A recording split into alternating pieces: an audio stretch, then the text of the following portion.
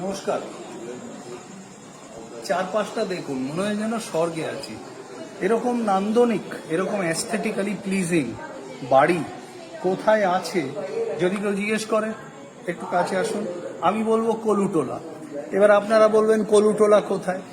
আপনাদের যখন পটলডাঙ্গা বসু মল্লিক বাড়ি বলি, আপনারা বলেন পটলডাঙ্গা কোথায়। পুরনো কলকাতার একটা নাম কলুটোলা, সুতানুটি, পটলডাঙ্গা আজকালকার ছেলেমেয়েরা একদম জানে না, তাদের গুগল দিয়ে দিয়ে বোঝাতে হয়।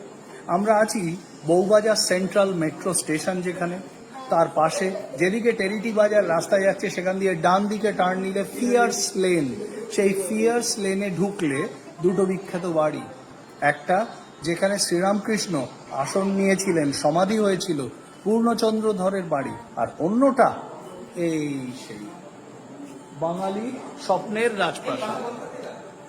আমরা রয়েছি 170 বছরের পুরনো বদনচাঁদ রায় বাড়ি, বিখ্যাত কলুটোলা রায় বাড়ি, কলুটোলা রাজবাড়ি বা বদনচাঁদ রায়ের বাড়ি। দেখুন তার চারপাশটা কতদূর সুন্দর। দেখুন মেঝেটা দেখুন, প্রথমে চারপাশে রেলিংটা দেখাও, তারপরে বাতিদানগুলো, যত দেখি মনে হয় যেন একটা কবিতা চারপাশে। এটা যে বাঙালির একটা থাকার বাড়ি, বাঙালি এককালে এইরকম একটা উচ্চতায় উঠেছিল, এটা ভাবতেই আমি শিহরিত হই। বদন রায় ছিলেন ব্যাংকার, প্রাইভেট ব্যাংকার, এছাড়া বোধহয় রিয়েল এস্টেট বা এই ধরনের কিছু, কারণ আরো অনেক বাড়ি রয়েছে এনাদের। এবার একটু কাছে এসো, সেই 170 বছর ধরেই প্রায় পুজো চলছে, এই সেই পুজো। আর এই পুজোর অনেক বৈশিষ্ট্য, সেসব আমি পরে আসছি।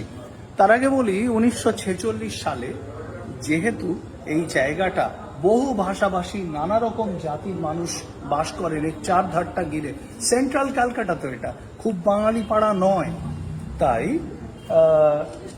1946 সালে রাইটের সময় একটা প্রশ্ন উঠেছিল যে পুজোটা এখানে না হয় অন্য জায়গায় হবে, তারপর সেটাকে পার্মানেন্টলি স্থানান্তরিত করে কিনা। কিন্তু তারপর একটা অদ্ভুত ঘটনা ঘটে এবং পুজো ফিরে আসে ঠিক আজকের এই লোকেশনে। আমার সঙ্গে রয়েছেন এই বাড়ির বর্তমান প্রজন্মের অন্যতম কর্তা, আমার অত্যন্ত প্রিয় মানুষ, শ্রী দিলীপ রায়। বাবা, একটুখানি ওদের বলুন কেমন লাগছে এখন, এত লোক আসছে, এত কিছু হচ্ছে, রিলস বানাচ্ছে, ফটোশুট করছে, আপনারা ওখান থেকে চুপ করে বসে দেখছেন, আগের প্রজন্মের সবাই, কেমন লাগছে? এক বিচিত্র অভিজ্ঞতা। আমার খুবই আনন্দ হচ্ছে, এত লোক আসছে আমাদের বাড়ির পুজো দেখতে। আর ইউনেস্কো এসছে, তো আন্তর্জাতিক বাড়ি, এটা আন্তর্জাতিক একমাত্র বনেদি বাড়ি। হ্যাঁ, একমাত্র বনেদি বাড়ি কলকাতায়, ইউনেস্কো এটাকেই কভার করেছে। এত বাড়ি থাকতে সারা বিশ্বে ছড়িয়ে গেছে এই বাড়ির ছবি। বাঙালি এককালে কোন উচ্চতায় ছিল, সারা বিশ্বে ছড়িয়ে গেছে এই বাড়ির ভিডিও। এখানে একটু বলে রাখি, এই যে বললেন 1858 থেকে এই বাড়িতে বদন রায় পুজো করছেন। 1846 সালে ওনার বাবার উইলেও শারদীয়া মহাপূজার বরাদ্দ করা আছে। সে অঙ্কটা আজকের বাজারে বিরাট ব্যাপার। 1846 মানে কিন্তু তখন east India company Bharat rule করছে। আর 1858 যখন হলো তখন India is under the crown. মাঝে 1857 সিপাহী বিদ্রোহ হয়ে গেছে এবং ভারতবর্ষ ডাইরেক্ট ব্রিটিশ ক্রাউন রানীর আন্ডারে চলে এসছে, রানী ভিক্টোরিয়ার। এবং আমরা ছোট ছেলেবেলায় আমার 84 রানিং এখন, আমি ছেলেবেলা থেকেই এই পুজোর সঙ্গে জড়িত। আমরা এই বাড়িতেই বাসিন্দা। তখন আমরা ছেলেবেলায় যেটা দেখেছি, সেখানে বাড়ির ছেলেরাই বেশি লাফালাফি করতো, আমরাই লাফালাফি করতাম, বাইরের লোক আসতো না। এখন চিত্রটা সম্পূর্ণ বদলে গেছে। বাইরের লোকের এত আগমন হচ্ছে ডিউ টু পাবলিসিটি, একদম ডিউ টু পাবলিসিটি, সমাজ মিডিয়া মাধ্যম, পাবলিসিটি, সোশ্যাল মিডিয়া, ইউনেস্কো, সব কিছুর মাধ্যমে। আমার কাছে এটা একটা বিশাল আনন্দের ব্যাপার। সবাই দেখছি, আমি মাঝে মাঝে চুপ করে বসে থাকি, দেখি।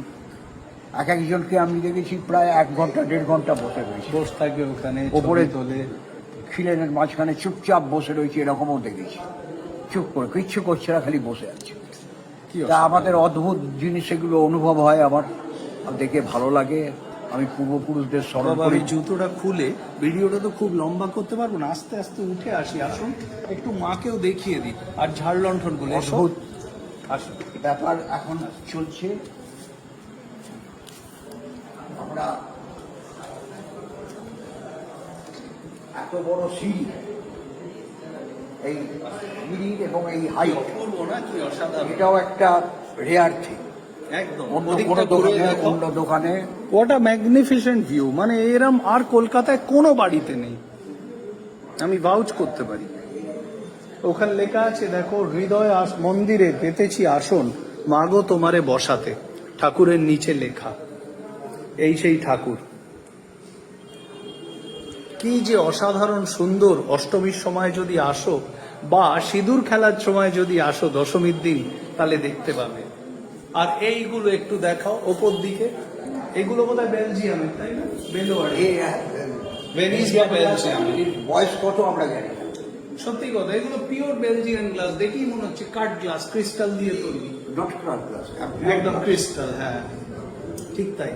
কি অসাধারণ। আর এইখান দিয়ে যখন বাড়িটা দেখা যায়, যখন বড় অনুষ্ঠান হয় ক্লাসিক্যাল মিউজিকের, অন্য সমস্ত বাঙালির সম্মেলন আবৃত্তির, কি অসাধারণ লাগে।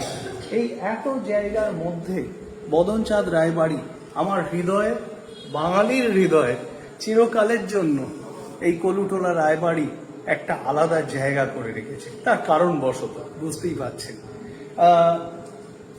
বাঙালির এককালের এই অতুল ঐশ্বর্য আপনাদের সবাইকে মিলে রক্ষা করতে হবে। এনারা এত কষ্ট করে এই পুজোকে সামনে টেনে নিয়ে যাচ্ছেন, বংশের কর্তারা বসে আছেন পেছনে, কিন্তু এই পুজো আমাদের সবার জন্য একটা হেরিটেজ লেগেসি। বদনচাঁদ রায়বাড়ি থেকে, মধ্য কলকাতা থেকে ডক্টর পার্থসারথী মুখার্জি। ভালো থাকুন, ঐতিহ্যের পুজোতে থাকুন, বাঙালি থাকুন।